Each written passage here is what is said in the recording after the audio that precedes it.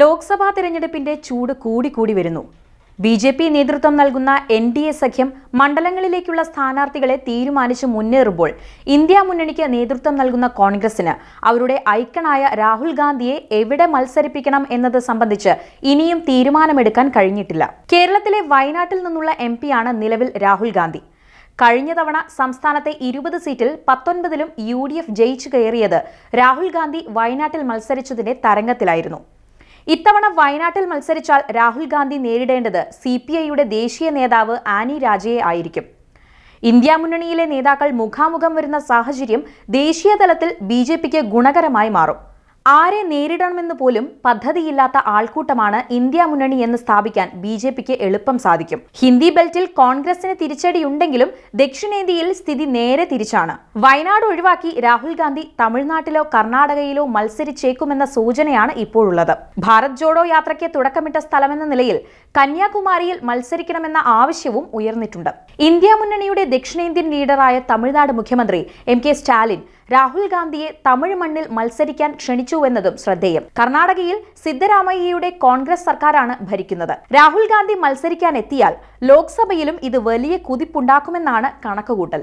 തെലങ്കാനയിലെ കോൺഗ്രസ് സർക്കാരും രാഹുൽ ഗാന്ധിക്ക് പിറകെയുണ്ട്. ഹിന്ദി ബെൽറ്റിലും ദക്ഷിണേന്ത്യയിലുമായി രാഹുൽ ഗാന്ധി 2 മണ്ഡലങ്ങളിൽ മത്സരിക്കാനാണ് സാധ്യത.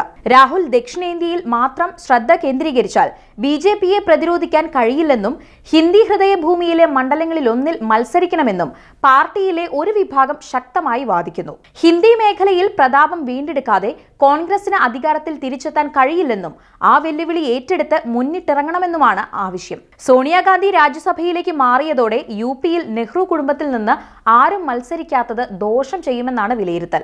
രാഹുൽ ഗാന്ധി അമേഠിയിൽ മത്സരിക്കണമെന്ന് UP ഘടകം ആവശ്യപ്പെടുന്നുണ്ട്. സമാജ്വാദി പാർട്ടിയുടെ പിന്തുണയുള്ളതിനാൽ ഇത്തവണ ജയമുറപ്പാണെന്ന് UP കോൺഗ്രസ് നേതൃത്വം അവകാശപ്പെടുന്നു. ഹിന്ദി ഹൃദയഭൂമിയിൽ റായ്ബറേലിയും മധ്യപ്രദേശിലെ ചിന്ദ്വാഡയുമാണ് കോൺഗ്രസിന് ജയമുറപ്പുള്ള മണ്ഡലങ്ങൾ. ഇവിടെ എവിടെയെങ്കിലും രാഹുൽ ഗാന്ധിയെ മത്സരിപ്പിക്കാനും പദ്ധതിയുണ്ട്. കഴിഞ്ഞ തവണ ഹിന്ദി മേഖലയിൽ മത്സരിച്ച് തോറ്റതുപോലൊരു സാഹചര്യം രാഹുൽ ഗാന്ധിക്ക് ഇനിയും ഉണ്ടാകുന്നത് രാഷ്ട്രീയമായി വലിയ തിരിച്ചടിയാകുമെന്ന തിരിച്ചറിവുണ്ട് കോൺഗ്രസിന്. രസകരമെന്ന് പറയട്ടെ, ചിന്ദ്വാഡയിലെ സീറ്റ് രാഹുൽ ഗാന്ധിക്ക് വിട്ടു നൽകില്ലെന്ന വാശിയിലാണ് സിറ്റിംഗ് MP നകുൽനാഥ്. കമൽനാഥിന്റെ മകനായ നകുൽനാഥ് പ്രചാരണവും ആരംഭിച്ചു കഴിഞ്ഞു.